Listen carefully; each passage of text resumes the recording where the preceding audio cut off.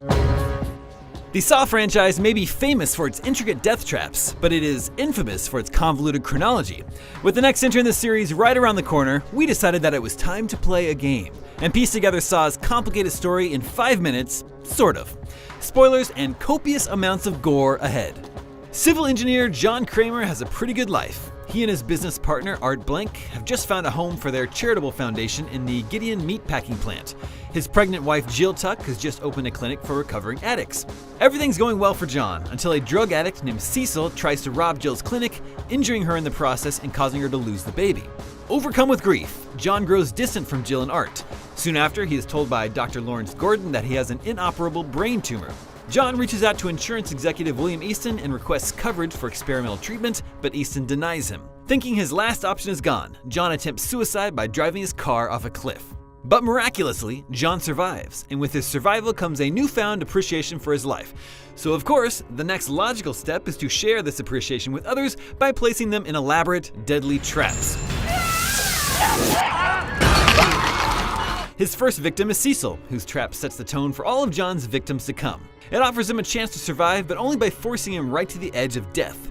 Cecil attacks John, who was smart enough to be standing in front of an open cage full of barbed wire. Cecil falls into the cage and dies. John carves a jigsaw piece out of his skin to mark this first failed test. The jigsaw piece soon becomes the calling card John leaves on all his victims, earning him the super imaginative nickname, the Jigsaw Killer. As the police investigate the deaths, Detective Mark Hoffman sees an opportunity to avenge his murdered sister. Hoffman hooks his sister's murderer up to a guillotine trap that offers him no chance of escape, a jigsaw no-no, then carves out a piece of his skin to frame John. It doesn't take John long to catch on to what Hoffman has done. He kidnaps Hoffman and gives him the option to become his apprentice, an offer Hoffman accepts. They use Hoffman's position as a detective to try and frame Lawrence, John's oncologist, for Jigsaw's murders. Detective David Tapp hires photographer Adam Stanheidt to secretly observe Lawrence. John and Hoffman test drug addict Amanda Young, a former patient at Jill's clinic. Amanda survives her reverse bear trap by digging a key out of a fellow patient. After Amanda is interviewed by the police, she returns home where Jigsaw is waiting for her. Believing he has given her salvation, she too joins him as an accomplice. One of Amanda's first jobs is to set up a test for Lawrence and Adam.